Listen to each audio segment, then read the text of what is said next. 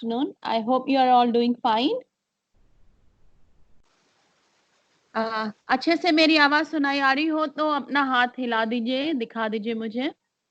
Okay, very nice. Okay, तो आपने कल से ये सेशन स्टार्ट किए हैं। I hope you are enjoying it. और आज जिस बारे में हम बात करेंगे वो है कॉग्निटिव साइकोलॉजी।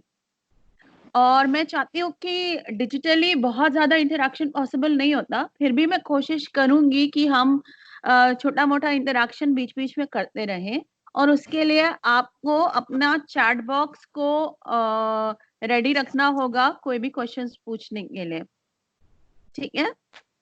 तो आप बीच-बीच में क्वेश्चंस पूछते रहिएगा। बहुत बढ़िया। Okay? Okay.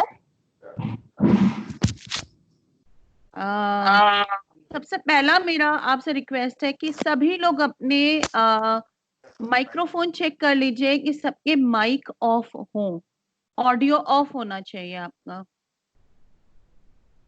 Please ensure that. Alright, okay.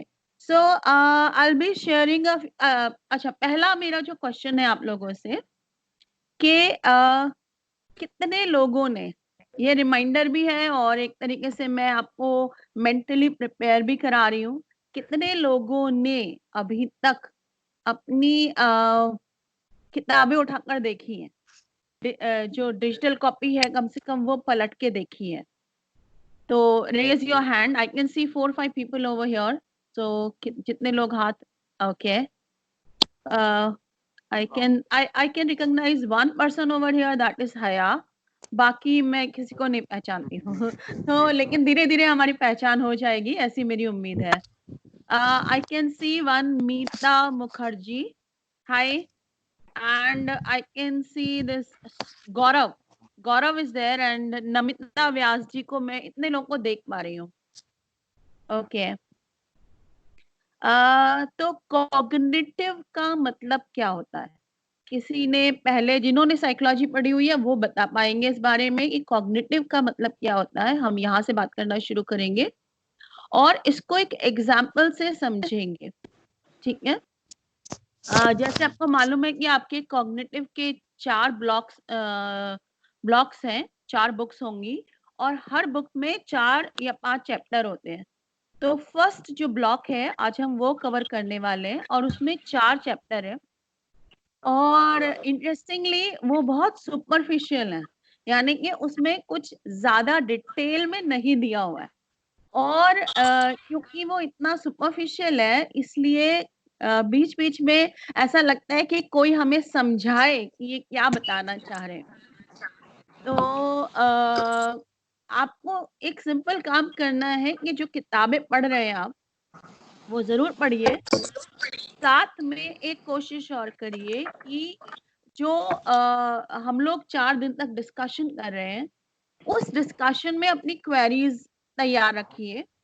तो कल के लिए मैं उम्मीद करूँगी कि कल जब हम लोग वापस 3 बजे मिलेंगे, तो आप अपने क्वेश्चंस लेकर आएँगे। जो भी हमने आज डिस्कस किया है, उससे रिलेटेड क्वेश्चंस मैं उम्मीद करूँगी कल आप लेकर आएँगे और ऐसा हम हर दिन करेंगे। क्वेश्चंस को लेकर आपको आना है। जितने ज़्यादा क्वेश्चंस लाएँगे आप, उतना ही बेटर होगा हम सबके लिए। और जब आप क्वेश्चन पूछेंगे तो आपके जैसे दूसरे लोगों को भी हेल्प हो रही होगी आपके ज़रिए, ठीक है? तो मैं यहाँ कोशिश कर रही हूँ कुछ टेक्निकली, पहली बार मेरा ये स्काइप पे मैं एक क्लास सेशन ले रही हूँ। स्काइप पहले मैंने किया हुआ है बट क्लास जैसा सेशन नहीं लिया। तो मैं कोशिश कर रही हूँ कि कुछ आपको स्लाइड शेयर दिखा पाऊँ, यानी कि कुछ स्लाइड्स दिखा पाऊँ। सो इफ दैट इज़, अगर आपको दिख रहा है तो आप मुझे ओके बता देंगे चैट बॉक्स में, ठीक है? अगर आपको स्लाइड्स दिखना शुरू हो जाए तो।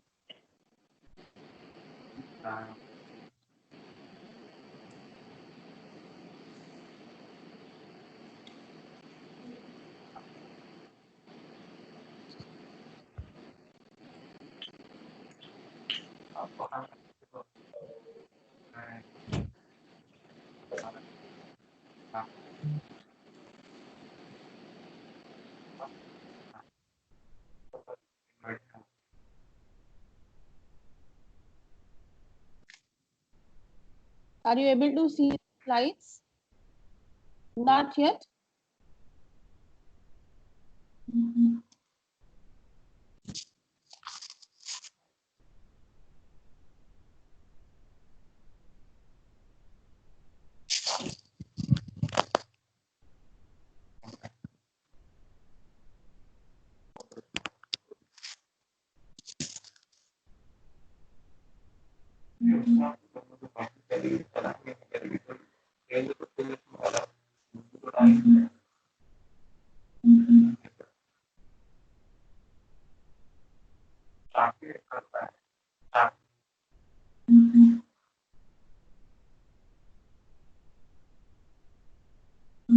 Okay.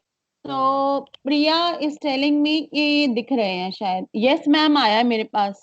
बाकी लोग भी बता दें, हाथ हिला के दिखा दीजिए मुझे कि आपको दिख रहे हैं slides. Are you able to see the slides? क्या आप लोग को स्लाइड्स दिख रहे हैं? No ma'am. मैम एक बार बीच में दिखे थे, अब शायद आपके लैपटॉप का स्क्रीन दिख रहा है पर स्लाइड्स नहीं दिख रहे. No ma'am. Okay. Let me check. I think we can see your screen, Skype page. Something has happened here. Okay.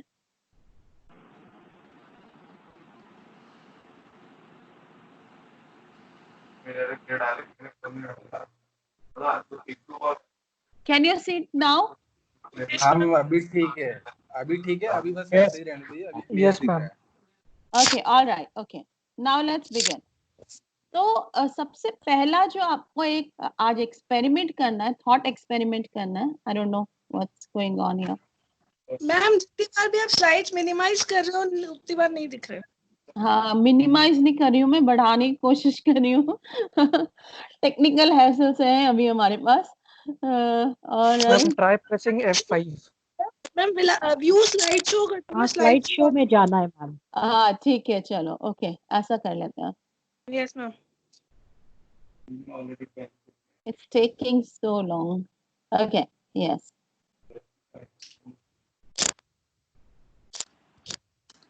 Okay तो इस तब तक हम बातचीत कर लेते हैं जब तक हमारा ये सेटल हो रहा है. स्क्रीन स्लोली आ रहा है ऊपर.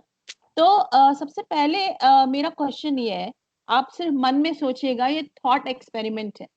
आपको ये सोचना है कि इस समय आपके मन में, आपके माइंड में कितने तरह के विचार आ रहे होंगे, कितने प्रोसेसेस आपके माइंड में चल रहे हैं. ये मेरा क्वेश्चन है आपको. तो इसको जरा ध्यान से सोचिएगा, इस समय आपके माइंड में क्या क्या चल रहा है. एक तो आई एम श्योर कि ये चल रहा होगा कि पता नहीं ये स्लाइड शेयर दिख क्यों नहीं रहा है, स्लाइड्स दिख क्यों नहीं रही है. हो सकता है, तो हो सकता है ये क्वेश्चन आ रहा हो आपके मन में. दूसरा आ रहा हो कि अरे ये स्काइप के जरिए हम लोग डिजिटली कनेक्ट कर रहे हैं, इसके हैसल्स हैं. हो सकता है उसके बारे में सोच रहे हो. कुछ लोगों के मन में ऑलरेडी प्रॉब्लम सॉल्विंग जैसा कुछ होने लगा होगा, यानी कि कैसे इसको ठीक किया जा सकता है, कैसे इसको इम्प्रूव किया जा सकता है. ऐसे क्वेश्चन, ऐसे भी आंसर्स आपका मन आपको दे रहा होगा. इसी समय जब आप बैठे हुए हैं और आप अपने स्क्रीन्स को देख रहे हैं, तो आपको बहुत कुछ विजुअल इंफॉर्मेशन बैकग्राउंड में से और आपके सामने स्क्रीन में से आपको मिल रही है, और आपका ब्रेन उस सबको प्रोसेस कर रहा है और उससे मीनिंग निकाल रहा है, उसको अंडरस्टैंड करने की कोशिश कर रहा है. इसके अलावा अगर हम देखें तो इन सब चीजों का मीनिंग समझने के लिए और उसको अपने आप को एनालाइज करने के लिए आप अपनी मेमोरी का यूज कर रहे हैं, क्योंकि जो भी बातें मैं आपसे कह रही हूँ वो एक लैंग्वेज में है, और लैंग्वेज की मेमोरी को आप यूज करते हुए हर चीज को आप समझने की कोशिश कर रहे हैं. तो अगर हम देखें तो at a time so many things are happening in your mind. अभी मैं माइंड और ब्रेन के डिफरेंस पे नहीं आई हूँ, मैं सिर्फ बात कर रही हूँ माइंड की, माइंड इन जनरल. किसी का माइक ऑन हुआ है, प्लीज माइक ऑफ कर दीजिए. सभी लोग ध्यान दीजिए, माइक ऑफ कर दीजिए. किसी का माइक ऑन है? Alright, okay.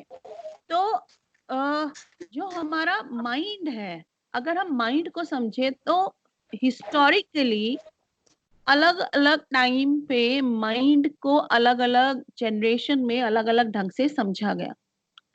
पहले तो ये जो वर्ड बना है साइकोलॉजी, ये भी बना है साइकी और लॉजी से, यानी स्टडी ऑफ साइकी।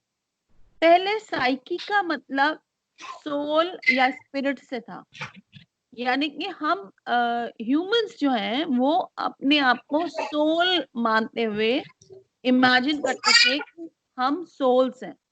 प्लीज सभी लोग ध्यान दें, अपना माइक बंद रखें, और कोई क्वेश्चंस है तो चैट में क्वेश्चन डालें। Okay, thank you. Alright, now जब हम बात करते हैं कि साइकी क्या है, तो पहले हम लोग उसको सोल समझते थे और सोल को स्पिरिट से जोड़ते थे। तो हमें लगता था कि जो थॉट्स हैं या मेंटल प्रोसेसेस हैं वो हमारे स्पिरिट में हैं, हमारी बॉडी में नहीं है। फिर डेकार्टे आए और उसके पहले हिप्पोक्रेटस जिनको कहा जाता है, ग्रीक फिलोसफर्स आए। उन्होंने कहा कि नहीं, माइंड जो है वो बॉडी में रिसाइड करता है, और बॉडी जो है वो अगर हम उसको समझ ले तो हम माइंड को समझ जाएंगे। फिर एक डेकार्ट करके आए। डेकार्ट जो थे वो एक मैथमेटिशियन थे। Excuse me, give me a minute.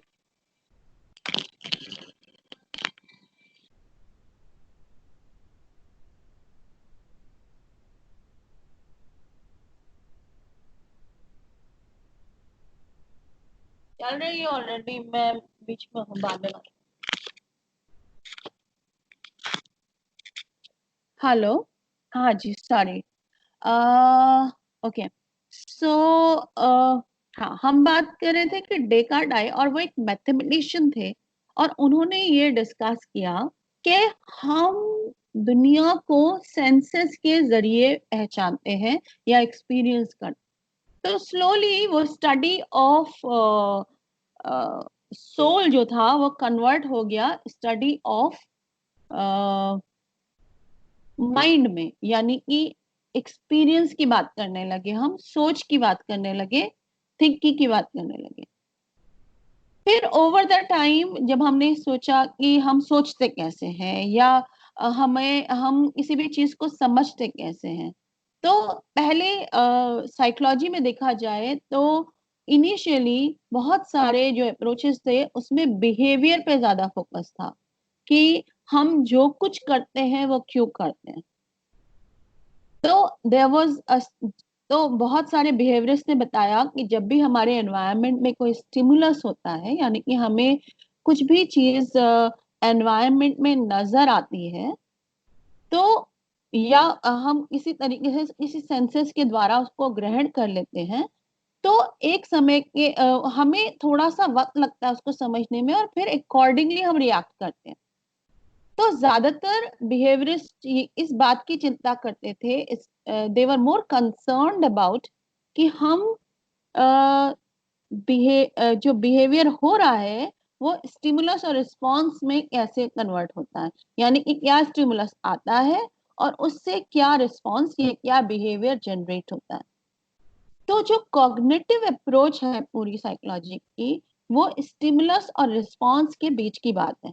यानी कि स्टिमुलस जब आया तो हमने उसको कैसे समझा, और समझ के फिर जो हमने रिएक्शन था उसमें हमारा एज अ ह्यूमन ब्रेन या ह्यूमन माइंड किस तरह एक्टिव हुआ, और इस तरह उससे बिहेवियर जो है वो जनरेट हुआ। So this is what cognitive approach to psychology is all about. Now अगर हम देखें तो अगर हम किसी भी बारे में सोच रहे हैं तो सबसे पहली जो रिक्वायरमेंट होती है कि हम उस चीज को अटेंड कर पाए। जब तक हम किसी चीज को अटेंड नहीं कर रहे वो हमारे लिए एग्जिस्ट नहीं करती। जैसे अगर मैं अभी आपको कहूँ कि आप इमेजिन करिए या सोचिए कि आप बहुत तेज रफ्तार से धरती पर बैठे हुए हैं और बहुत तेजी से गोल गोल घूम रहे हैं, क्योंकि अर्थ तो राउंड में घूम ही रही है, सर्कुल वो तो रोटेट कर रही है, रिवॉल्व भी कर रही है। तो आपको एहसास होगा कि हाँ ये तो है, हम घूम रहे हैं और बहुत तेजी से घूम रहे हैं, लेकिन जब तक हम उस चीज को अटेंड नहीं करते तो हमें उसका एहसास नहीं होता। लेकिन जब हम उसको अटेंड करते हैं या उसके बारे में सोचते हैं तो हमारा ध्यान उस तरफ जाता है, हमारा फोकस उस तरफ जाता है, और तभी हम उस बारे में ध्यान देना शुरू करते हैं। जैसे आपके कमरे में इस समय कितनी रोशनी है, जब आप उसको अटेंड करेंगे, आंखें खोलेंगे और अपनी सेंसेस के द्वारा वो चीजों को सोचेंगे तो आपको पता चलेगा। जैसे अगर मैं आपको कहूँ कि अभी जो आप स्लाइड देख रहे हैं उसका कलर क्या है, तो ये जानने के लिए कि आप लोग सब अटेंटिव हैं, ये मेरा क्वेश्चन है कि अभी जो स्लाइड आप देख रहे हैं उस पर एक पिक्चर बनी हुई है, उसका कलर क्या है, मैं ये जानना चाहती हूँ। So would you like to quickly put it on your chat? एक मैसेज में जल्दी से डाल देंगे आप लोग, अगर आप डाल सकते हैं तो, जो भी डाल सकता है। बताइए मुझे कौन से कलर के ऊपर कौन से कलर की स्लाइड दिख रही है आपको?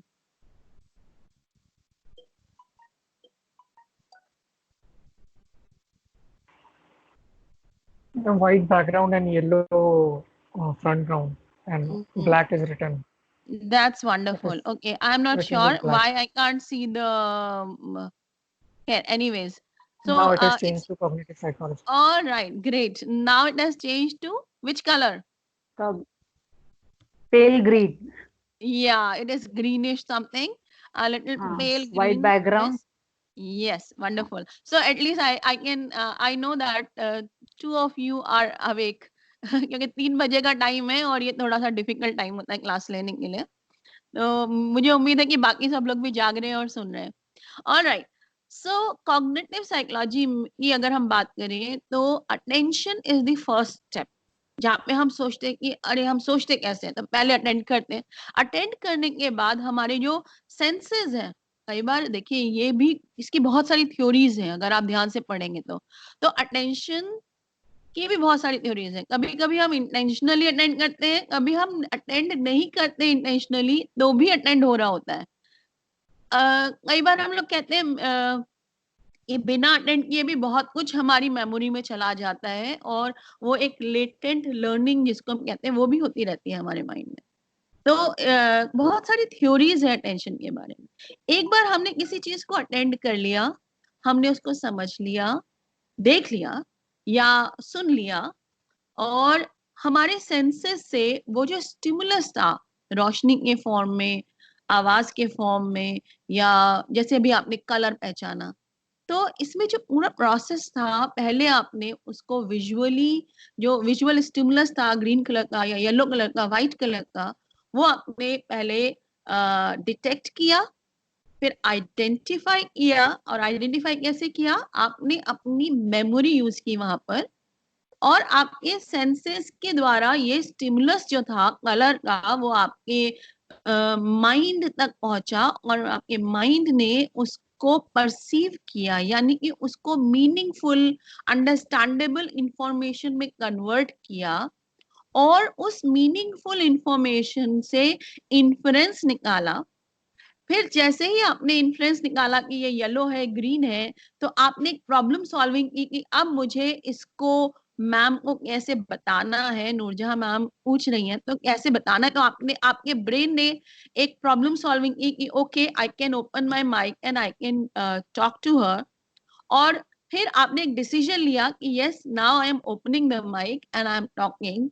So these all processes were involved. So you went through a whole process of attending, sensing, then perceiving, then retrieval of memory, trying to use your memory, and then also use of your language, then making a decision, and then finally acting on it.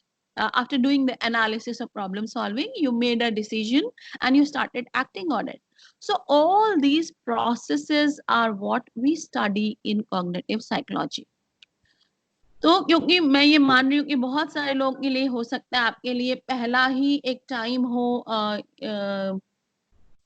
Psychology पढ़ने का, क्योंकि सभी लोग same background से नहीं होते हैं। तो अगर आपने पहले कभी कॉग्निटिव साइकोलॉजी नहीं पढ़ी तो ये एक छोटा सा इंट्रोडक्शन है कि हम क्या करते हैं साइकोलॉजी, कॉग्निटिव साइकोलॉजी में पर्टिकुलरली। अब नेचुरली यहाँ पर हम जब बात कर रहे हैं कि हमारे सेंसेस कैसे इंफॉर्मेशन लेते हैं एनवायरनमेंट से, और उस इंफॉर्मेशन को हमारा ब्रेन कैसे प्रोसेस करता है, और उस प्रोसेस की हुई इंफॉर्मेशन को हम कैसे यूटिलाइज करते हैं, तो ये सारे प्रोसेसेस की जब हम बात करते हैं तो उनको हम कॉग्निटिव प्रोसेसेस कहते हैं। और ये अप्रोच स्टिमुलस और बिहेवियर या रिस्पांस के बीच में जो कुछ भी हो रहा है वो साइकोलॉजी में पढ़ना या जानना समझना जरूरी है। इस अप्रोच को हम कॉग्निटिव अप्रोच कहते हैं। इसमें हम मेनली 3 चीजों पे बात करते हैं। किस तरह इंफॉर्मेशन एक्वायर होती है, किस तरह वो प्रोसेस होती है, और किस तरह हम इंफॉर्मेशन को स्टोर करते हैं फॉर लॉन्ग टर्म यूज। अब थोड़ा सा एक हिस्ट्री लेते हैं कि जैसे मैंने आपको पहले बताया कि पहले साइकोलॉजी का मतलब था साइंस ऑफ स्पिरिट या साइंस ऑफ सोल। धीरे धीरे समझ में आया कि माइंड और बॉडी कनेक्टेड है और दोनों एक दूसरे से रिलेटेड है, ये दोनों अलग अलग चीजें नहीं है। Mind is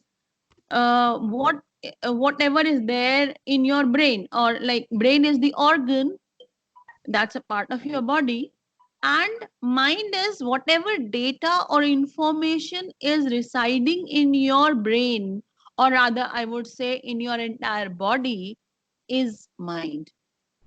So all the information that your body is storing is mind.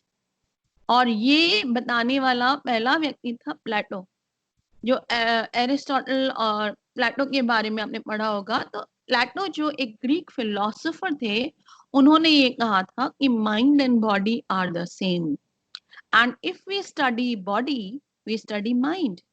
और अगर हम इसको करंट सिनेरियो में देखें, मॉडर्न पर्सपेक्टिव में देखें, तो मॉडर्न पर्सपेक्टिव में जो जिसको हम कहते हैं न्यूरो साइंस, यानी कि study of messages that are spread all over our body. I am telling it time and again, मैं बार बार बात कर रही हूँ, not only brain but the entire body. I will explain why I am telling that. तो हमारी पूरी बॉडी में नर्वस सिस्टम फैला हुआ है, और जो नर्वस सिस्टम है वो उस बहुत सारे प्रोसेसेस उसमें हो रहे हैं, और उसकी जो स्टडी होती है उसको हम कहते हैं neuro science.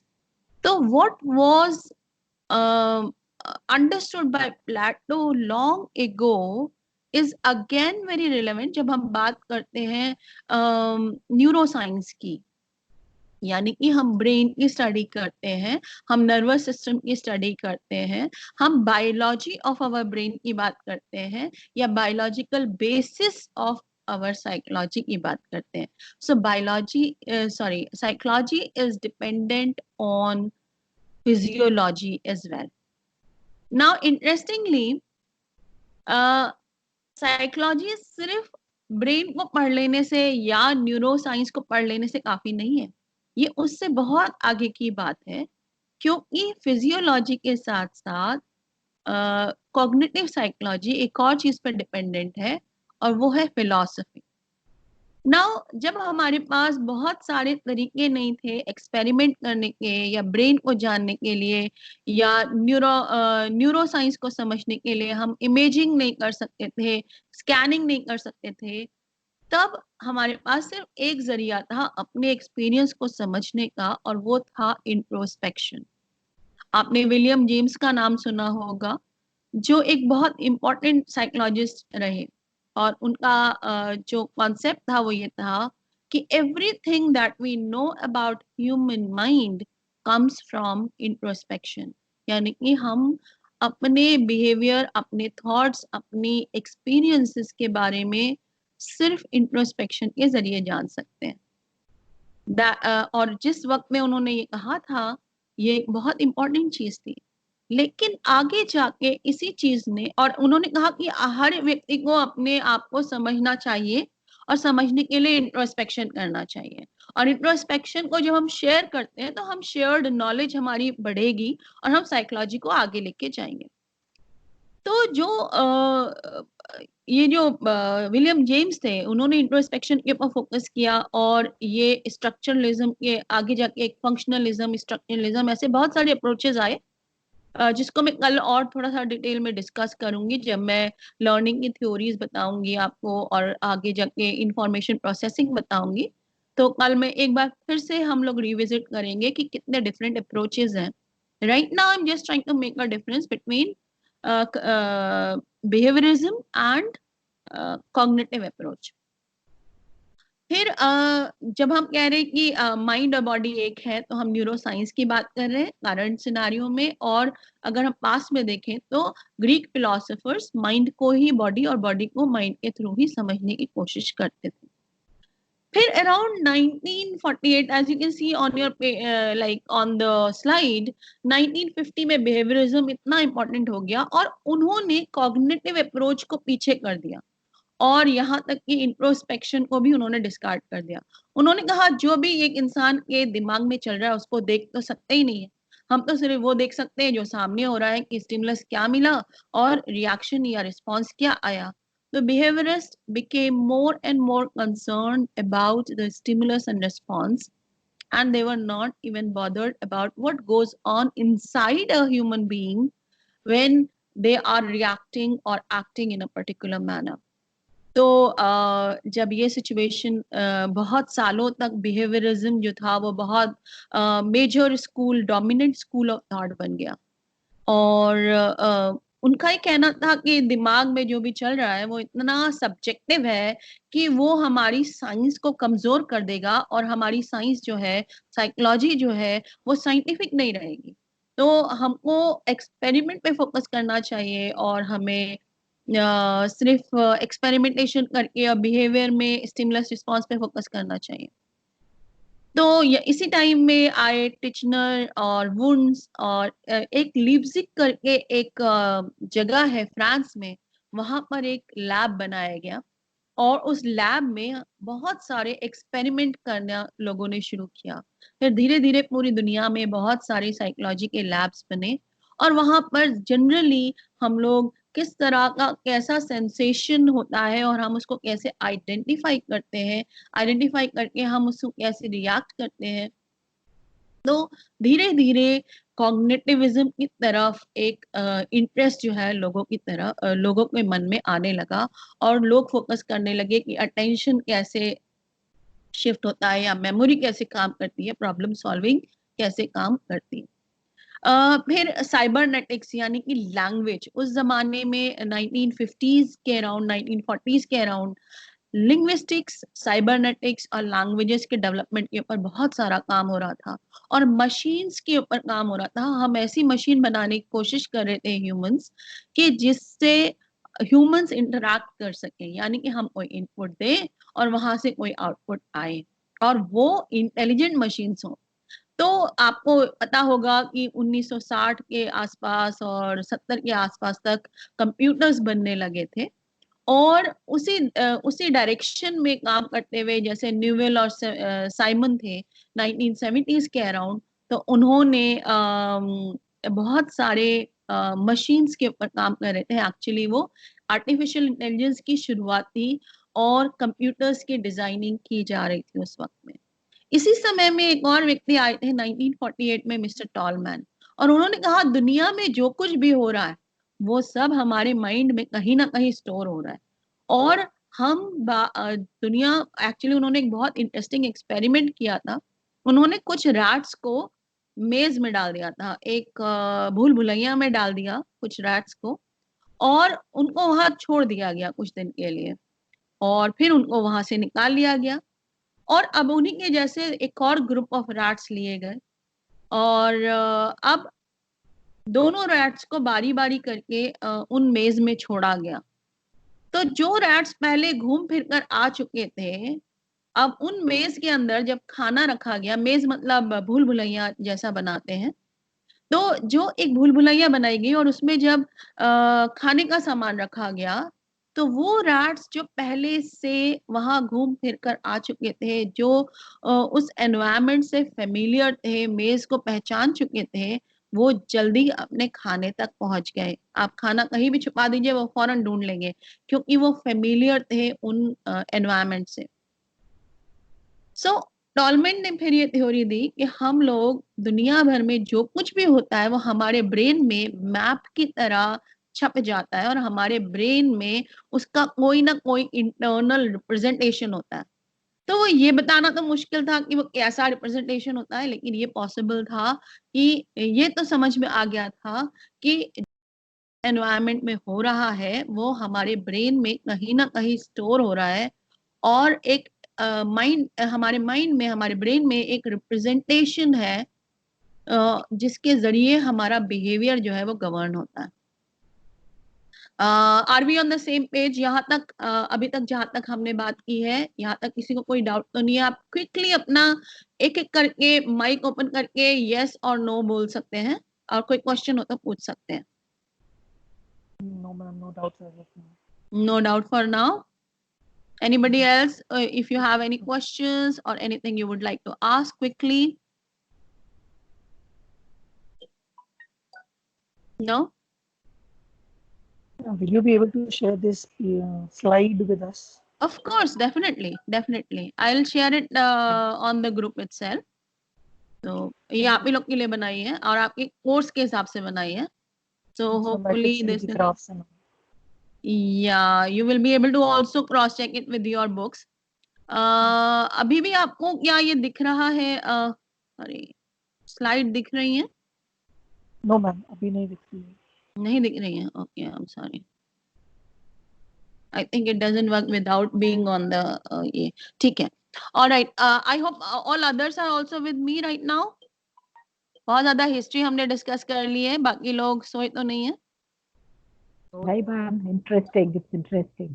Interesting, that's the most important thing. Actually एक बार सब्जेक्ट में मजा आ जाए ना, पढ़ाई तो आप लोग कर ही लेंगे, उसमें कोई डाउट नहीं है, बस आप लोग को मजा आना चाहिए। तो I am just trying to create that interest कि आपको एक बार इंटरेस्ट क्रिएट हो जाए और फिर आप डाउट्स पूछेंगे और जितना ज्यादा आप इस वक्त मेरे साथ डिस्कशन में रहेंगे उतना अच्छा रहेगा। ओके,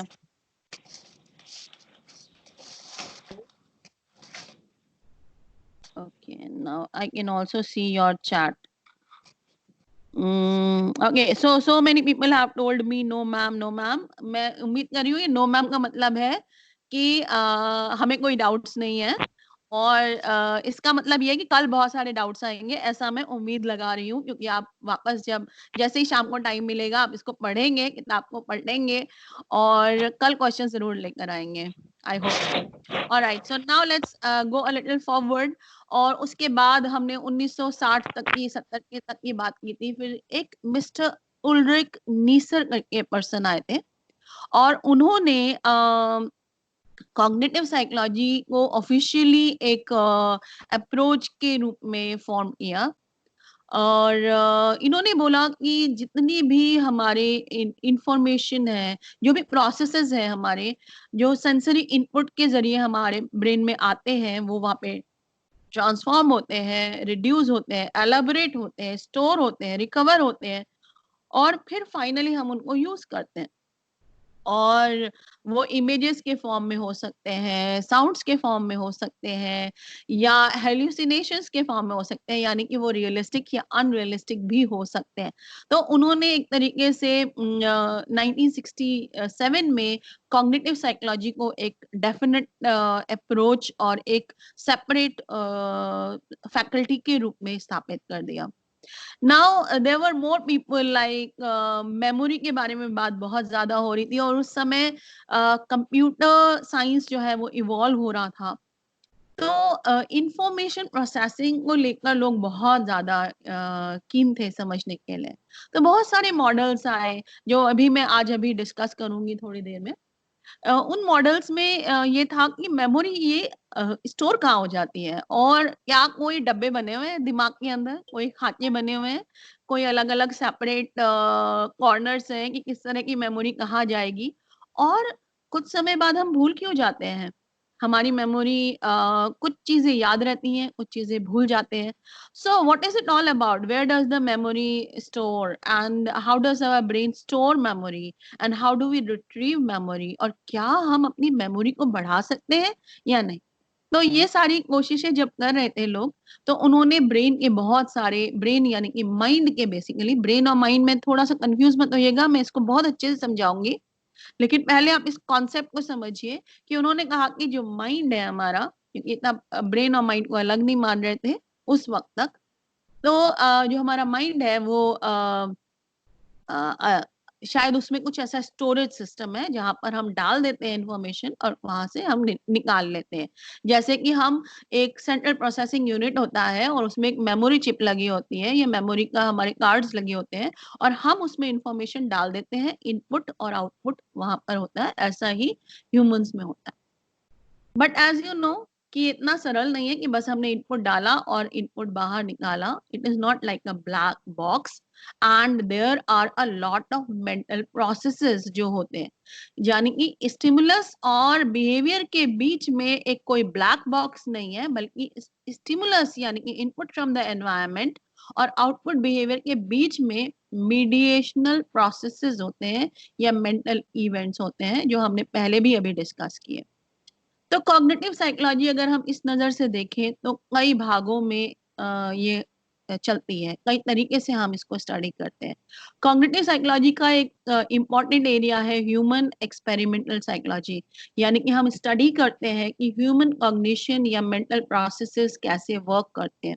एक्सपेरिमेंटेशन इसमें एक मेजर एरिया होता है कि हम कैसे हम कितनी लाइट पड़ने पर हमारा ब्रेन कैसे एक्ट करता है, या कितनी साउंड पर हमें रिएक्शन हम दे सकते हैं, कितनी हम डिटेक्ट कितनी फ्रीक्वेंसी का साउंड कर सकते हैं, या कितनी फ्रीक्वेंसी के हम लाइट को आइडेंटिफाई कर सकते हैं। तो ये सब जो एक्सपेरिमेंटल साइकोलॉजी है, ये सब कॉग्निटिव में आती है।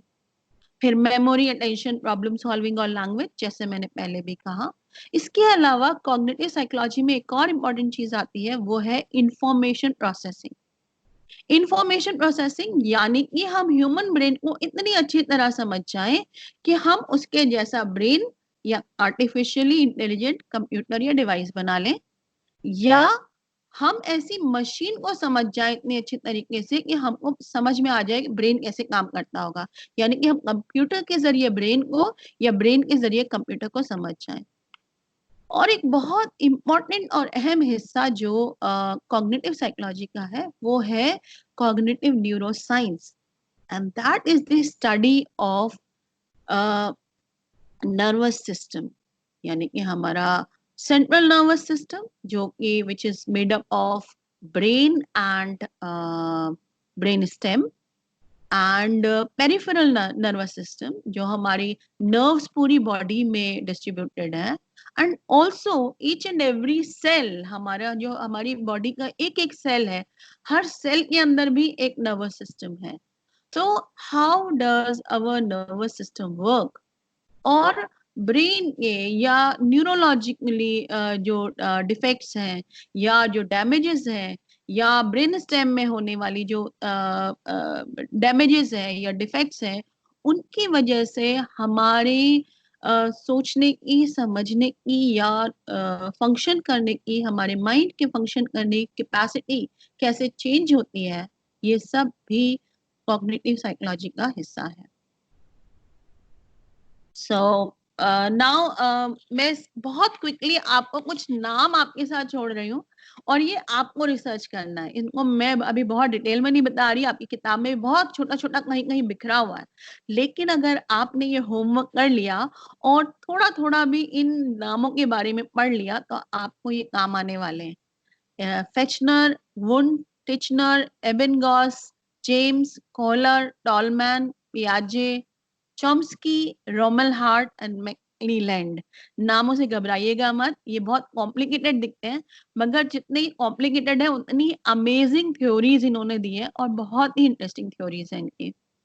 ओके, तो अब हम आ जाते हैं इंफॉर्मेशन प्रोसेसिंग के ऊपर। Everybody with me till now? You can tell me either by writing or by saying if you want to. Yes, ma'am. Yes, ma'am. Everyone good with it? Yes, ma'am. Yes, ma'am. Yes, ma'am. All right. Okay, great. Wonderful. So let's go forward. बहुत सारे yes आ गए मेरे पास. Thank you. Thanks for being so attentive. All right. So now nervous system क्या है? दुनिया भर में जो कुछ भी हो रहा है, हमारे एनवायरनमेंट में जो भी कुछ हो रहा है, वो हम तक किस जरिए से पहुंच रहा है? वो एक तरह का इनपुट है। हमारे एनवायरनमेंट बहुत कुछ हो रहा है, सब कुछ हमारे लिए इनपुट नहीं है, लेकिन हमारे लिए सिर्फ वो इनपुट है जो हमारे सेंसेस ले सकते हैं।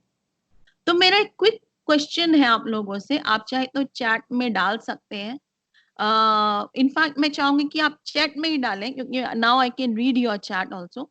सो आप चैट में डालें, लिख दें वहां पर कि कितने सेंसेस आपको पता है।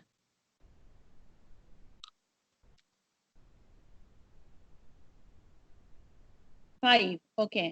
नाम बता सकेंगे इनके? 6, okay, I get 6. All right. नाम मुझे नाम चाहिए। जैसे आप बता सकते हैं आई साइट है, या हम उसको कहेंगे विजुअल परसेप्शन है। Okay, hear, okay, touch, taste, hear, see. Alright, touch, see, listen. Listen hear एक ही बात है, ध्यान से सुनेंगे तो लिसन है।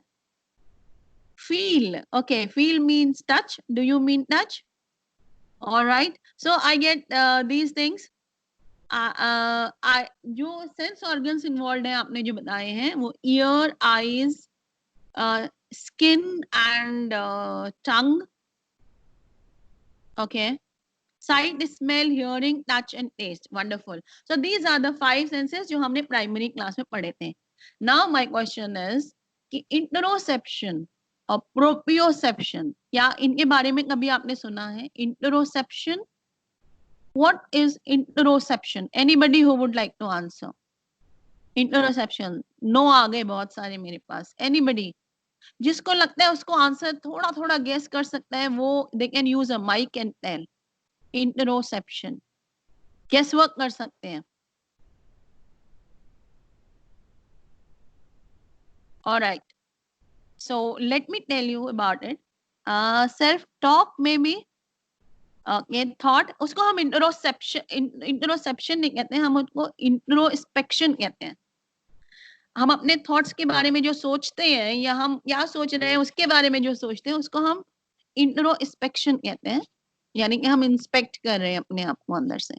इंट्रोसेप्शन हमारी, ये भी एक तरीके का सेंस है हमारे अंदर कि हमारे शरीर के अंदर क्या कुछ हो रहा है, यानी कि हमें कितना थर्स्ट है, कितना हंगर है, हमारी बॉडी अंदर से पेन फील कर रही है या टाइटनेस फील कर रही है। एक्चुअली पेन के लिए एक अलग वर्ड है, लेकिन इतनी टाइटनेस या रिलैक्स फील कर रही है, अपनी हार्ट बीट को हम फील कर सकते हैं, इंटरनल ऑर्गन्स को फील कर सकते हैं, उसको हम कहते हैं इंटरोसेप्शन। एक और चीज होती है जिसको हम कहते हैं प्रोपियोसेप्शन। इसको बारे में पढ़िएगा, आज जितनी चीजें मैं बता रही हूँ आप कॉपी पेन लेके बैठिएगा, बड़ा मजा आएगा आपको ये सब चीजें पढ़ने में, और आपको साइकोलॉजी बहुत इंटरेस्टिंग लगेगी कॉग्निटिव पढ़ने के बाद।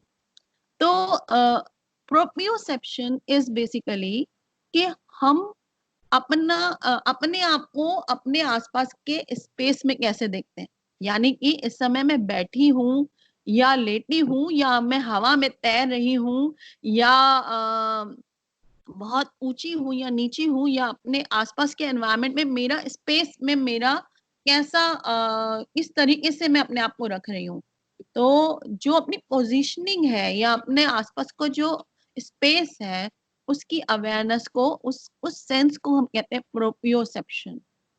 पेन के सेंसेशन को हम कहते हैं नोसीसेप्शन, NOCI, सेप्शन यानी कि पेन का sensation. So we have all these senses. Actually interestingly there was a Greek philosopher, उन्होंने कहा था we have more than 40,000 senses. Interesting. I don't know what he meant by that, and I have not never studied those 40,000 senses, but we definitely have these 5 and a lot more. We also have thermoception. Thermoception is the feeling of heat or the sense of heat. कि इतना हम गर्म या ठंडा महसूस करते हैं, उसको हम थर्मोसेप्शन कहते हैं. तो इस तरह से कई सारे हमारे अंदर कैपेसिटी है इनपुट लेने की, और उस सारे इनपुट को. Yes please. जो थर्मोसेप्शन आपने बताया, ये कहीं ना कहीं हमारे फील वाले उस पे नहीं रहेगा, तो why we are counting it as a different. Yes, देखिए जो हम स्किन की बात कर रहे हैं, एक्चुअली जो हमारी सेंसरी इनपुट है वो हमारे आईज, ईयर्स, स्किन और टंग, नोज, इसके थ्रू तो आ रही है. इस सब का इंटीग्रेशन जब हम करते हैं, यानी कि हमारा ब्रेन इन सारी जो इंफॉर्मेशन आ रही है उसको इंटीग्रेट करता है. और अगर हम किसी ठंडी चीज को या गर्म चीज को छूते हैं या किसी तरीके का तो तुरंत हमारा ब्रेन, इससे पहले कि हमारा ब्रेन समझ पाए कि वो ठंडा या गर्म है, वो रिफ्लेक्स एक्शन ऑटोमेटिकली हो जाता है. वो इसीलिए होता है क्योंकि हम ठंडा और गर्म अलग से पहचान पाते हैं. तो जो सेंस ऑर्गन वहां यूज हो रहा है वो तो स्किन ही है, आपका कहना सही है. लेकिन जो सेंस है उस सेंस को हम डिफरेंशिएट कर सकते हैं, यानी कि ठंडे गर्म का सेंस अलग होगा, चुभने वाला या टेक्सचर का सेंस अलग होगा. तो अलग अलग तरह की फीलिंग्स जो है हमारा स्किन हमें अलाउ करता है महसूस करने के लिए. Have I made it clear? Yes ma'am, इसमें थोड़ा सा एक मुझे डाउट और है.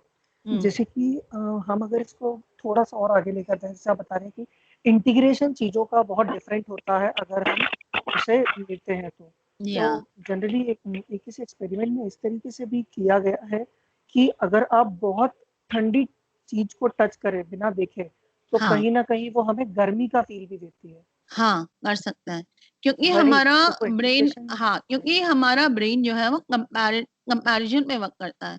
यानी कि हम बहुत तेज आवाज सुनने के बाद अगर हम हल्की आवाज सुनते हैं तो हमें ज्यादा फोकस करना पड़ता है, या बहुत देर तक अगर हम हल्की आवाज से कोई चीज सुन रहे हैं और एकदम से लाउड आवाज आ जाए तो हम चौंक पड़ते हैं. इसी तरह अगर हम बहुत रोशनी वाली जगह में हैं और अगर हम एकदम से कम रोशनी वाली जगह में जाते हैं, जबकि वहाँ पे जीरो लाइट नहीं है, ऐसा नहीं है, वहाँ पे थोड़ी रोशनी है, लेकिन एकदम से हमें लगेगा कि अंधेरा है, तो हमारा जो ब्रेन की जो कैपेसिटी है वो इस तरह है कि वो कंपैरेटिवली स्टडी करती है, मतलब कंपैरेटिवली समझती है चीजों को कि ठंडा या गरम, गरम से ठंडा, तो वो डिग्रीज ऑफ चेंज जो है उसी से डिटेक्ट करती है. ये इसकी बहुत सारी स्टडीज हुई हैं, एक्सपेरिमेंट्स हुए हैं और लैब स्टडीज हुई हैं जिसमें कि कितने ठंडे पे हम ठंडा डिटेक्ट कर पाते हैं, कितने गर्म पे कर पाते हैं, कितने लाइट को हम डिटेक्ट कर सकते हैं या आइडेंटिफाई कर सकते हैं. डिटेक्शन और आइडेंटिफिकेशन दो अलग अलग चीज है. लाइट है ये डिटेक्ट हम फौरन कर लेते हैं, लेकिन आइडेंटिफाई करने के लिए किस प्रकार की लाइट है. या प्लीज. या मैम एक चीज जानना था मैम, हो सकता है ऑटो सिलेबस हो कि कई बार ये सेंस होता है कि लव वन जो मान लो अपना नियर एंड डियर कुछ उसके साथ दुर्घटना होती है कहीं दूर, और हमें कहीं ना कहीं वो फील देती है वो चीजें. कई बार देखा गया जैसे मोहम्मद सन, जैसे कोई मोहम्मद सन का रिलेशन है, सन को कोई दुर्घटना होती है या फिर वो डेड हो जाता है कहीं पे एक्सीडेंटली, तो मोम वो सुबह से ही फील करती है उस चीज को. कई बार देखा गया कि वो she was feeling tired and all that, तो ये भी किसी सेंस में काउंट हुआ है अभी साइकोलॉजी? ये इसके ऊपर अभी तक कोई बहुत ज्यादा स्टडीज नहीं हुई है और ये एक तरीके से पैरासाइकोलॉजी के कॉन्टेक्स्ट में चला जाता है. पैरासाइकोलॉजी अपने आप में एक बहुत वास्ट स्कोप है साइकोलॉजी में, जिसमें कि हम लोग कॉन्शियस और सबकॉन्शियस या अनकॉन्शियस माइंड की बात करते हैं, और वहां पर भी हम बात करते हैं जो आउट ऑफ बॉडी एक्सपीरियंसेस हैं या जो साइंस जिसको समझा नहीं पा रहा, ऐसे एक्सपीरियंसेस हैं जिनको कि अभी तक साइंस समझ नहीं पाया या समझा नहीं पाया. तो I would call it telepathy. Telepathy is something like you feel for something that is not close to you. आप सेंसेस से देख तो नहीं सकते बट महसूस कर सकते हैं. सो इसको हम लोग कई बार एक्स्ट्रा सेंसरी परसेप्शन भी कहते हैं, यानी कि वो परसेप्शन जो सेंसेस के बियॉन्ड हो। तो ये सब पैरासाइकोलॉजी का कॉन्सेप्ट्स होते हैं, बहुत सारे कॉन्सेप्ट्स हैं उसमें, गोस्ट को देखना, स्पिरिट को देखना, या मरने के बाद भी कोई चीज को फील कर पाना, या मरने के बाद जीवित लोगों से डायलॉग कर पाना। तो ये अपने आप में एक अलग साइकोलॉजी का पूरा एरिया है, तो कभी टाइम मिलेगा तो उसमें अलग से डिस्कस कर पाएंगे। बट राइट नाउ अगर हम उसको सेंसरी इनपुट की नजर से देख रहे हैं, तो यहाँ पे सेंसरी इनपुट से जो इंटीग्रेशन हो रहा है, we are concern only about that in information processing, खासतौर पे अगर हम कॉग्निटिव की दृष्टि से देख रहे हैं तो। Okay, yes ma'am. Alright, okay. So now integration हमारे ब्रेन जो है वो सारा मीनिंग निकाल रहा है। जैसे कभी कभी ऐसा होता है कि आपने बिना सोचे समझे अचानक से किसी चीज पे हाथ रखा और आपको महसूस होता है कि अरे कुछ चुभा, फिर आप देखते हैं अच्छा अरे ये तो मैंने पेन गलत तरीके से रख दिया था, या पिन पड़ा हुआ था वो मुझे प्रिक कर गया है। तो ये जो हमारा देखने का, सुनने का और जो हमारे फील करने का, जब सारी इनपुट जो है, अलग अलग इनपुट जो आती है, वो एक ओवरऑल पिक्चर हमारे माइंड में क्रिएट करती है, और उसी को हम इंटीग्रेशन कहते हैं। Alright, so now we are talking about sensation versus perception. तो सेंसेशन तो वो है जो भी स्टिमुलस हमें बाहर से, एनवायरनमेंट से मिल गया। अब हमें उस चीज पे सोचना है कि वो जो स्टिमुलस मिला है, वो स्टिमुलस हमारा ब्रेन उसको एज इट इज देख रहा है, या उसको प्रोसेस करके कुछ अपने आप को समझने लायक बना रहा है। तो बेसिकली यही समझ में आता है कि we don't see the world as the world is, we see the world as we are. यानी कि हम दुनिया को वैसे नहीं देखते जैसे दुनिया है, हम दुनिया को वो देखते हैं जो हम हैं, यानी कि जितना हमें समझ में आता है या हमारा ब्रेन जितना प्रोसेस कर सकता है। जैसे कि बहुत सारे एनिमल्स हैं, वो ऐसे साउंड सुन सकते हैं जो हम नहीं सुन सकते, तो हमारे लिए वो साउंड्स एग्जिस्ट नहीं करती, वो साउंड में नहीं है। हाँ, वो मशीन के जरिए हम आइडेंटिफाई कर सकते हैं कि इंफ्रासोनिक या सुपरसोनिक साउंड्स हैं, वो हमें सुनाई नहीं आती, लेकिन इसलिए हमारा ब्रेन उनको प्रोसेस नहीं करता। लेकिन जो हमें सुनाई आती है हम सिर्फ उतना ही प्रोसेस करते हैं। इसी तरह बहुत सारी वेवलेंथ है लाइट की जो हमें नहीं दिखती, हमें सिर्फ विबग्योर दिखता है, यानी कि एक लिमिटेड स्पेक्ट्रम ऑफ लाइट दिखता है, बाकी लाइट हमें नहीं दिखती। तो वो हमारे लिए एग्जिस्ट नहीं करती, वो हमारे ब्रेन उसको परसीव नहीं करता, यानी कि उसको समझ नहीं सकता। तो परसेप्शन का मतलब है कि जो भी चीज हमारे एनवायरनमेंट में हो रही है उसको हमारा ब्रेन कैसे समझता है, यानी कि उससे क्या निष्कर्ष निकालता है, उसको हम कहते हैं परसेप्शन। चलिए आपके लिए क्विकली एक छोटा सा क्विज जैसा है, आप लोग सब अलर्ट रहे, इसलिए छोटी छोटी चीजें आपके लिए हैं। मुझे बताएंगे, पहला वाला फिगर तो सबका देखा हुआ है जो लेफ्ट हैंड साइड में है, क्या देख रहे हैं आप वहां पर? What do you see there? First figure, are you able to see two figures? Screen नहीं दिख रहा है? Yes, ma'am. Screen is not visible. You're not able to see the screen? Okay, for how long? Okay, let me try it one more time.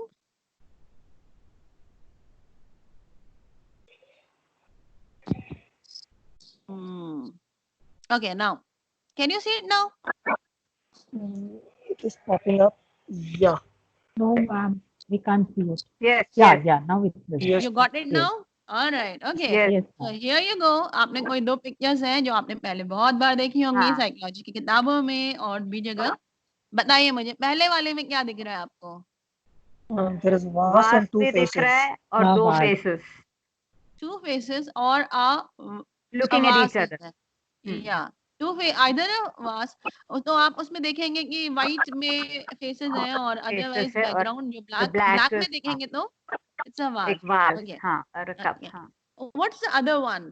दूसरा photo में क्या दिख रहा है? एक लेडी का face and a man blowing a saxophone और something. Oh yeah, that's right. So there is some musical instrument this man with a long nose is blowing, and there is a face of a lady. All right. Okay, here we.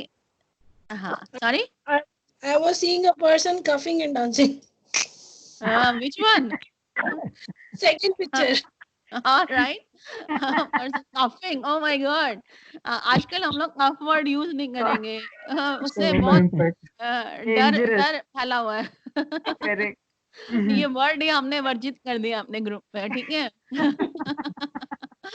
All right, so now let's talk about this second thing. अभी हम यहाँ पे बात करें principles of perception. Actually जो भी चीजें हम देखते हैं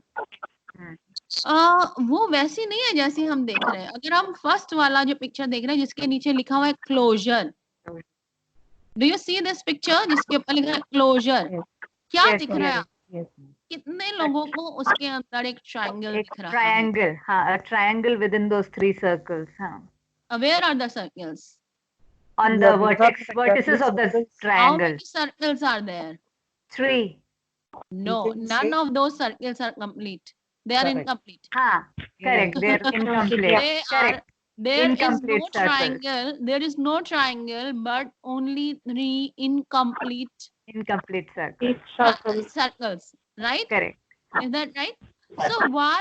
What's going on? हमारे माइंड ने परसीव किया एक ट्रायंगल बिकॉज हमारा फोरग्राउंड बैकग्राउंड का जो शिफ्ट होता है और जब हम कुछ चीजों को जोड़ कर देखते हैं तो हमें उसमें कुछ मीनिंग नजर आता है। जैसे Correct. अगर एक खाली दीवार को भी आप थोड़ी देर घूर के देखेंगे और वहां पे बने हुए कुछ धब्बों में अगर आप ध्यान से देखते रहेंगे तो आपको उसमें चेहरे नजर आने लगेंगे। Correct. अगर आप आसमान में बादल देखेंगे तो थोड़ी देर तक बादल देखने के बाद you will be able to see some human faces over there और सम एनिमल्स और व्हाटएवर। सो वो है नहीं, एग्जिस्ट नहीं करते हैं, वो सिर्फ हमें दिख रहे हैं क्योंकि हमारा माइंड उनको क्लोजर करके कोई एक आकृति अपने मन में बना रहा है। नेक्स्ट इज जो नेक्स्ट वाली पिक्चर है, अगर आपको कलर्स भी ठीक से दिख रहे हैं, कंटिन्यूटी लिखा हुआ है जिसमें, उसमें क्या हाँ। देख रहे हैं आप, क्या बना हुआ है? 2 lines. Intersecting. Intersecting lines. Two lines. Two intersecting lines. अगर आप ध्यान से देखेंगे तो हाँ। यहाँ पर 2 मुड़ी हुई लाइंस हैं। हाँ, एक correct. लाइट वाली लाइन एक है, light green तो- और एक dark. हाँ। Yes, so there are 2 lines, actually there are 4 lines, Correct, correct. 4 line segments जो एक At point पे angles, हाँ. right, yeah, so there is 2 angles back to 2 back, angles formed. Light हाँ. वाला और एक डार्क वाला। ओके, एक नाउ dark वी वाला, have the foreground and background. मुझे ये बताएंगे कि जो फोरग्राउंड बैकग्राउंड है उसमें बैकग्राउंड क्या है और फोरग्राउंड क्या है? Background is yellow Yellow Yellow? and foreground is white. White. Madam, background Can we background is imagine- white and circle White. red form में बना होता है। Background is white and donut kind of a thing. That figure Yes. is Yellow. foreground. Yes. तो यहाँ पर हम क्या दिखा रहे हैं, एक सर्कल या एक रेक्टेंगल? कौन सी चीज आगे है? Circle. The आगे yellow. तो square है मैम, हाँ? आगे square है स्क्वायर आगे है, and Square. circle पीछे है। दोनों ही करेक्ट है। Yes. कोई जो आप परसीव करना चाहें। Okay, now if you can सी नीचे एक प्रॉक्सिमिटी करके दिया हुआ है, Correct. हाँ. है ना? तो हाँ। वहां पर आप देखेंगे जो डॉट्स हैं वो ऐसा लगते हैं वो बहुत पास पास, तो उनको हम अगर हम ध्यान से देखेंगे तो वो एक फिगर जैसा हमें दिखने लगेगा कि जब बहुत सारी चीजें, बहुत सारे डॉट्स पास पास आ जाते हैं तो हम उससे एक एक shape. इंफॉर्मेशन निकालने लगते हैं कि ये maybe there is some person moving there और सम पर्सन बेंट ओवर और समथिंग। तो जब बहुत सारे डॉट्स पास में आते हैं, जितने लोगों ने बायोलॉजी फाइल बनाई है उसमें डॉट्स डॉट्स लगा लगा के आपने बहुत सारी कलरिंग और शेडिंग की थी, तो आपको पता है कि मैं क्या बोल रही हूँ। तो बहुत सारे डॉट्स अगर पास पास लगा दिए जाए तो उससे भी अपनी एक इमेज बन जाती है। नाउ सिमिलैरिटी, ये जो सिमिलैरिटी है, जस्ट बिकॉज सिमिलर कलर्स वाले हमें एक जैसे लग रहे हैं, वो हमें एक जुड़ के दिख रहे हैं। हम रेड वाले डॉट्स को ब्लू वाले डॉट्स के साथ मैच नहीं करा पा रहे। अगर हम देखें तो ग्रीन अलग लग रहा है, ब्लू अलग लग रहा है और रेड अलग लग रहा है। Red alert. हाँ. यस, और जो चीजें एक दूसरे के नजदीक है और जो एक दूसरे से दूर हैं उनको हम जोड़ के भी देख रहे हैं, जबकि दो जो क्रॉस हैं वो दूर हैं और जो ग्रीन डॉट्स हैं वो पास हैं, लेकिन हम ग्रीन डॉट्स को ब्लू क्रॉस के साथ नहीं मिला रहे और दूसरे जो दूर वाले क्रॉस है उनसे मिला रहे हैं। क्या ऐसा हो रहा है? Yes. So this is all because our brain is trying to make sense of whatever vague information is there in the environment. Okay. So हमारे पास वैसे हमने थोड़ा सा लेट शुरू किया. If you don't mind, can we extend this another 5 minutes? No problem, ma'am. No problem? ma'am, no problem. All right, okay. So let me finish this whole thing. जब हमने शुरू किया है तो उसको अच्छे से खत्म करें. All right. So brain और sensation हमने समझा कि हमारे brain के अलग-अलग हिस्सों में अच्छा एक पहले तो ये था कि ठीक है ब्रेन में इंफॉर्मेशन जा रही है और फिर वैसे कुछ हम हमारा माइंड सोच लेता है और हम उसको परसीव कर लेते हैं, बाहर आ जाता है. लेकिन जैसे जैसे न्यूरो साइंस ने डेवलप किया, आगे बढ़े, न्यूरो इमेजिंग होने लगी तो हमें समझ में आने लगा और एफएमआरआईज होने लगे, बहुत सारे टेक्निक्स आ गए ब्रेन को पढ़ने के. तो हमें पता चला कि ब्रेन के अलग अलग हिस्से हमारे अलग अलग सेंसेस के साथ जुड़े हुए हैं और अगर ब्रेन के किसी एक हिस्से में डैमेज होता है या डिफेक्ट होता है तो उससे किसी एक प्रकार के सेंसेशन या परसेप्शन में फर्क पड़ता है. तो हमारे पास जो भी हमें सेंसेस दे रहे हैं वो हमारे ब्रेन में सेंसरी मेमोरी के रूप में स्टोर हो जाते हैं और उसको हम कई तरीके से स्टोर करते हैं.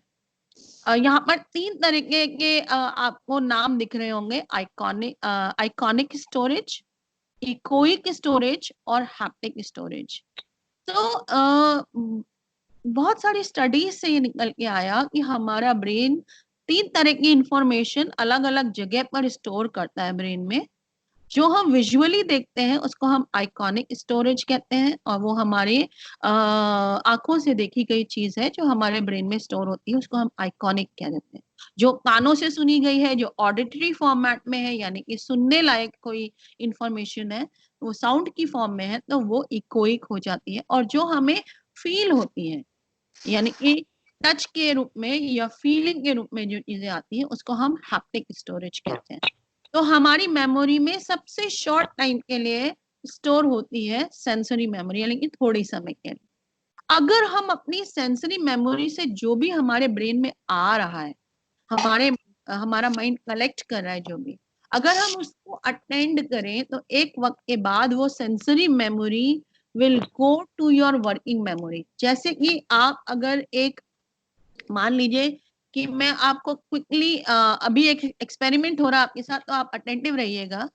मैं आपको क्विकली नेक्स्ट स्लाइड दिखाऊंगी और वापस लाऊंगी, ठीक है? और आपको याद करने की कोशिश करना है कि उस नेक्स्ट स्लाइड में क्या था. किसी को कुछ दिखा? Short term long term. Short term memory, long term. अच्छा, क्या कौन कौन से कलर्स थे वहां पर? क्यों different colours, red, yellow, pink, एक मजंता टाइप था. ओके, मजंता, येलो था. Pink. Okay, long term memory pink में था. ओके, और कोई चीज याद आ रही है? Alright. So now because I had tried, मैंने आपको ध्यान हाँ और 3-4 बॉक्सेस दिखे नहीं जल्दी में, तो मैंने आपका ध्यान उधर आकर्षित कर दिया था यानी कि प्राइमिंग कर दी थी कि आपके पास एक इंफॉर्मेशन आने वाली है, अब आप उस पर फोकस करिएगा. तो आपने उसको अटेंड किया और आपने क्विकली आपके सेंसेस ने जल्दी से कुछ इंफॉर्मेशन ले ली. अगर मैं आपको नहीं बताती कि एक इंफॉर्मेशन आने वाली है और मैं वापस आ जाती जैसा मैंने पहले भी किया था तो शायद आपको नहीं दिखता कि ऐसा कुछ हुआ था. तो आपको क्योंकि आपने फोकस किया तो आपको दिखा और आपकी माइंड ने वहां पर एक्ट किया और आपके लिए वो मेमोरी अब वर्किंग मेमोरी हो गई यानी कि अब आप उसको समझने लगे, समझने की कोशिश की आपने. अब ये जो वर्किंग मेमोरी है ये short term memory long term memory में चला जाता है. सॉरी, और ओके, तो शॉर्ट टर्म मेमोरी और लॉन्ग टर्म मेमोरी में चली जाती है. So this was the thing that I had shown you. तो मेमोरी जो है शॉर्ट टर्म और लॉन्ग टर्म मेमोरी होती है और लॉन्ग टर्म मेमोरी भी अलग अलग प्रकार की होती है. एक तरह की मेमोरी नहीं, हमारी कई तरह की मेमोरी है सर. तो इसको समझने के लिए आप किताब जरूर पढ़िएगा, कल क्वेश्चंस लेकर जरूर आइएगा. तो जो शॉर्ट टर्म मेमोरी है ये सेंसरी मेमोरी से डिफरेंट है यानी कि सबसे पहले हमारे सेंसेस कोई इंफॉर्मेशन ले लेते हैं एनवायरनमेंट से और वो सेंसेस में पड़ी हुई है वो इन्फॉर्मेशन। जब हम अटेंड करते हैं तो हमारे सेंसेस से वो इन्फॉर्मेशन हमको, हमारे ब्रेन को मिलने लगती है और फिर हमारा ब्रेन उसको कुछ समय के लिए समझ जाता है। जैसे मैं अभी अभी अगर आपसे कहूं कि आज हम लोगों ने क्या क्या डिस्कस किया पिछले 1 घंटे में, तो आप बहुत जल्दी जल्दी सारे पॉइंट्स बता देंगे। लेकिन अगर 1 महीने बाद मैं आपसे पूछूं तो शायद आपको इसमें से 2% या 5% से ज्यादा याद नहीं रहेगा, अगर आपने उसको रिवाइज नहीं किया तो। देखिए मैं आपको फिर से याद दिला रही हूँ कि आपको रिवाइज करना है, ठीक है। तो शॉर्ट टर्म मेमोरी जो है थोड़े समय के लिए हमारे साथ रहती है और उसके बाद धीरे धीरे हम उसको भूलने लगते हैं। लेकिन जो लॉन्ग टर्म मेमोरी है that is something that is more or less permanent but not perfectly permanent. हम उसमें भी भूलते जाते हैं और नई चीजें जुड़ती जाती हैं। तो जो लॉन्ग टर्म मेमोरी है वो भी 2 प्रकार की है, एक्सप्लिसिट एंड इम्प्लिसिट। एक्सप्लिसिट यानी कि हम जो चीज सोच समझ कर याद कर रहे हैं वो हमें याद रह रही है, यानी कि हमने ध्यान दिया, कोशिश की कि हमें याद रहे और फिर हमें याद रह रही है। और दूसरी इम्प्लिसिट यानी कि हमने कोई प्रयास नहीं किया उसको समझने का और बस वो हमें याद होती जा रही है क्योंकि हमें वो ऑटोमेटिकली वो हमारे ब्रेन में चली गई, वो हमारी सोच का हिस्सा है। तो जब ये हो जाता है तो हम उसको कहते हैं इम्प्लिसिट मेमोरी यानी कि ऑटोमेटिक लर्निंग। अगर आप देखें जो आप किताब में से पढ़ते हैं, डेफिनेशंस रटते हैं और एग्जाम में जाके लिख कर आते हैं, तो जो हमने लर्न किया होता है सोच समझ के, वो सब एक्सप्लिसिट मेमोरी, इसको हम डिक्लेरेटिव मेमोरी भी कह सकते हैं। यानी कि मैं बता सकती हूँ कि मुझे क्या याद है, मैं बता सकती हूँ कि मुझे कौन सी डेट याद है या किसका मीनिंग याद है, या मैं आइडेंटिफाई कर सकती हूँ। कुछ चीजें ऐसी होती हैं जो हमें बस आती हैं, बता नहीं सकते हैं, जैसे स्विमिंग या गाड़ी चलाना। गाड़ी चलाना जब हमको आ जाता है तो हमारा ब्रेन ऑटोमेटिकली प्रोसीजर उसका याद रखता है और हमें पता नहीं होता है। मैं एक इसके लिए सिंपल उदाहरण देती हूँ कि सोचिए कि आप एक बार अपने ऑफिस से चले और आप घर की तरफ निकले थे, लेकिन आपने सोचा था कि मैं बीच में जाऊंगा या जाऊंगी मार्केट और मार्केट से कोई 2-3 चीजें मुझे उठानी है, उसके बाद मुझे अपनी फ्रेंड के यहाँ या किसी रिलेटिव के यहाँ मिलते हुए उनसे बात करते हुए फिर मुझे अपने घर जाना है। आप ऑफिस से निकले, आप सीढ़ियों से नीचे उतरे, गाड़ी में बैठे और इतने में ही आपके दिमाग में दिन भर में जो भी एक्टिविटीज हुई हैं, आज दिन भर में जो भी घटनाक्रम हुआ वो आ रहा है और आप गाड़ी चलाते हुए निकले हैं और थोड़ी देर बाद आपको याद आया, अरे 15 मिनट मैं गाड़ी चलाते हुए हो गया और मैं अपने घर के दरवाजे में पहुंच गया और मैंने तो वो 2 काम किए ही नहीं जो मैंने सोचे थे। ऐसा इसलिए हुआ क्योंकि आपके ब्रेन को अभ्यास हो गया है, प्रैक्टिस हो गई है रोज ऑफिस से निकलकर रोज अपने घर के दरवाजे तक बिना सोचे समझे चलकर आने की। ये इम्प्लिसिट मेमोरी है, ये अनकॉन्शियस मेमोरी है। आप सोच समझकर ना तो उसको रिट्रीव कर रहे हैं और ना ही उसको एक्सप्लेन कर सकते हैं, बस वो ऑटोमेटिकली होती जाती है। उसको हम कहते हैं प्रोसीजरल मेमोरी। जिस तरह हम वॉक करते हैं, जंप करते हैं, कई बार तो हम खाना भी इसी तरह बनाते हैं, स्विमिंग करते हैं, ड्राइव करते हैं, ये सब जो चीजें ये सब इम्प्लिसिट मेमोरी में चली जाती हैं। यहाँ तक कि हमारे बात करने के लिए अगर हम एक एक स्टेप सोच के सीढ़ी चढ़ेंगे तो हम सीढ़ियां नहीं चढ़ सकते आसानी से। तो प्रोसीजरल मेमोरी जो है वो अनकॉन्शियस में चली जाती है और कॉन्शियस जो होती है वो 2 तरीके की होती है, एपिसोड्स के फॉर्म में, पहले क्या हुआ था, बाद में क्या हुआ था, फिर मैं गया था, फिर मैं आया था, फिर यहाँ बैठा था, फिर कभी आपकी चाबी गुम जाती है तो आप अपने आप को याद दिलाते हैं कि कहाँ गए थे आप, कैसे कैसे गए थे, कहाँ रखी थी, कहाँ नहीं रखी थी। तो वो जो मेमोरी है उसको हम कहते हैं एपिसोडिक मेमोरी। और सिमेंटिक मेमोरी का मतलब होता है किसी भी चीज का मीनिंग समझ में आना। जैसे मैं आपसे कहूं कि आपके कमरे में पंखा लगा हुआ है, तो आपको पता है पंखा क्या होता है? अगर मैं आपको पंखा दिखाऊं तो आप बता देंगे कि पंखा है, तो नेचुरली आप बता देंगे कि ये पंखा होता है, लेकिन उसका मीनिंग आपको पता है। या मैं आपको कहूं कि what is the meaning of cow, what is the meaning of elephant, तो आपके दिमाग में एक इमेज आ जाएगी, तो आपको उसका मीनिंग पता है, what we are talking about. तो जिस चीज की समझ या मीनिंग आ जाती है उसको हम सिमेंटिक मेमोरी कहते हैं। नाउ शॉर्ट टर्म से लॉन्ग टर्म कैसे जाती है? वॉग एंड नॉर्मन आप बुक में पढ़िएगा, आपके 3rd यूनिट में है, 2nd और 3rd यूनिट में मेमोरी है, तो उसको पढ़िएगा। शॉर्ट टर्म से लॉन्ग टर्म हमारी मेमोरी जो है, बार बार रिहर्सल करने से हमारी शॉर्ट टर्म मेमोरी जो है, रिवाइज होने से शॉर्ट टर्म मेमोरी स्ट्रांग होती है और ज्यादा से ज्यादा इंफॉर्मेशन हमारी लॉन्ग टर्म में चला जाता है।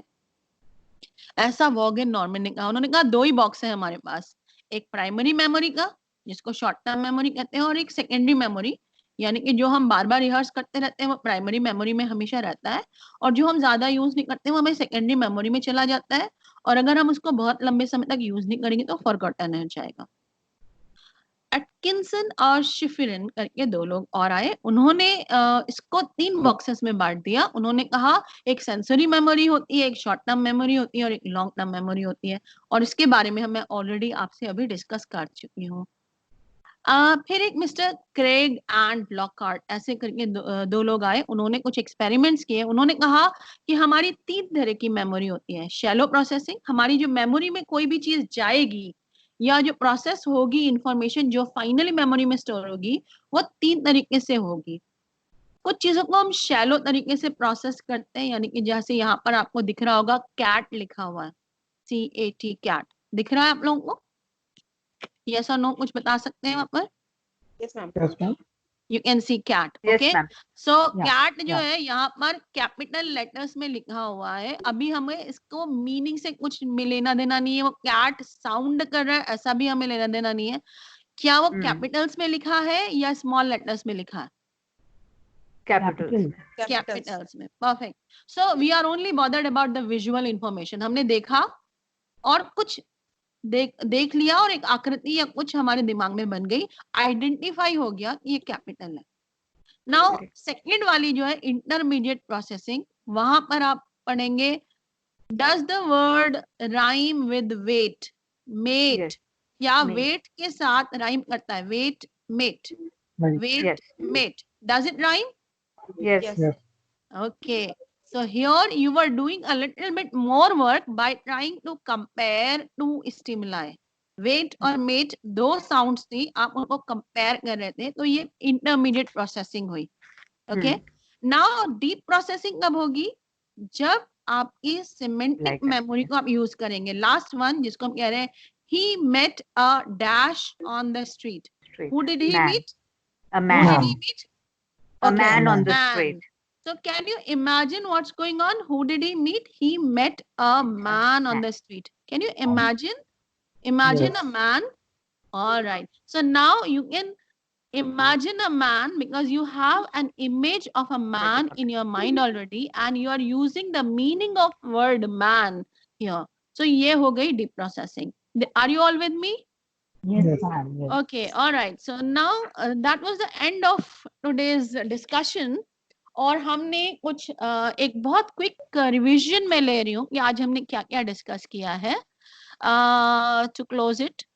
सबसे पहले हमने डिस्कस किया कि हम कॉग्निटिव साइकोलॉजी में क्या क्या पढ़ते हैं, attention, memory, perception, sensation, imagery, language, pattern recognition, आगे जाके हम पढ़ेंगे लर्निंग, इंटेलिजेंस, क्रिएटिविटी, ये सब भी हम पढ़ेंगे। फिर हम आर्टिफिशियल इंटेलिजेंस, ह्यूमन इंटेलिजेंस और रिप्रेजेंटेशन ऑफ नॉलेज, कॉन्शियसनेस, ये सब हमारे सब्जेक्ट्स हैं विद इन कॉग्निटिव साइकोलॉजी। और हम थिंकिंग, प्रॉब्लम सॉल्विंग, मेमोरी और इनको यूज कैसे करना है, इनके प्रैक्टिकल एप्लीकेशंस हम अपनी लाइफ में कर सकते हैं। तो बहुत काम की चीज है ये, क्योंकि हम दुनिया में जो भी एक्सपीरियंस कर रहे हैं वो सब कॉग्निटिव साइकोलॉजी में हम पढ़ते हैं। फिर हम 3 चीजों पर ध्यान देते हैं, एक्वायर कैसे हम कर रहे हैं इंफॉर्मेशन को, हम उसको प्रोसेस कैसे कर रहे हैं, कैसे स्टोर कर रहे हैं, और फाइनली कैसे हम उसको अप्लाई कर सकते हैं, ये सब कॉग्निटिव साइकोलॉजी का हिस्सा है। फिर हमने एक छोटा सा ब्रीफ हिस्ट्री लिया था, हमने बात की थी कि प्लेटो ने माइंड और बॉडी को कैसे समझा, डेकार्ट ने कैसे समझा, और फिर हमने बात की टॉलमैन की, वीनर की, विलियम जेम्स की बात की, हमने नीसर की बात की, और एटकिंसन और शिफरिन की हम कल और बात करेंगे डिटेल्ड में, मल्टी मॉडल की। और फिर हमने मीडिएशनल प्रोसेसेस की बात की कि स्टिमुलस और आउटपुट के या रिस्पांस के बीच में, इनपुट और आउटपुट के बीच में जितने भी मेंटल प्रोसेसेस होते हैं उन्हीं को हम कॉग्निशन कहते हैं। और यहाँ पर फिर हमने बात की थी कि कितने कितने एरियाज हो सकते हैं या सब एरियाज हो सकते हैं कॉग्निटिव साइकोलॉजी के अंदर। हमने बिहेवियर से इसको डिफरेंशिएट किया था कि बिहेवियर सिर्फ बाहरी व्यवहार को देखते हैं, जबकि कॉग्निटिव साइकोलॉजिस्ट हमारे माइंड के अंदर चलने वाले हमारे मेंटल प्रोसेसेस को स्टडी करते हैं। फिर हमने सेंसरी इनपुट और सेंसेस कितने प्रकार के होते हैं, सेंट्रल नर्वस सिस्टम और पेरिफेरल नर्वस सिस्टम, एक बहुत सुपरफिशियली टच करते हुए हम लोग गए हैं। और हमने डिस्कस किया सेंसेशन से परसेप्शन कैसे बनता है, और हमने प्रिंसिपल्स ऑफ परसेप्शन डिस्कस किए कि कैसे अलग अलग जो प्रिंसिपल्स हैं, there are so many actually. Gestalt अगर कोई पढ़ना चाहेगा तो गेस्टाल्ट पढ़िएगा, GESTALT। गेस्टाल्ट क्या होता है, और प्रिंसिपल्स गेस्टाल्टिक प्रिंसिपल्स ऑफ परसेप्शन या गेस्टाल्ट में परसेप्शन के जो प्रिंसिपल्स दिए हुए हैं उसको पढ़िएगा, बहुत मजा आएगा आपको। फिर हमने ब्रेन के अलग अलग हिस्सों को एक बहुत ऊपरी नजर से देखा है, टाइम मिलेगा तो हम उसको भी बाद में डिस्कस करेंगे। सेंसरी मेमोरी को डिस्कस किया है, शॉर्ट टर्म और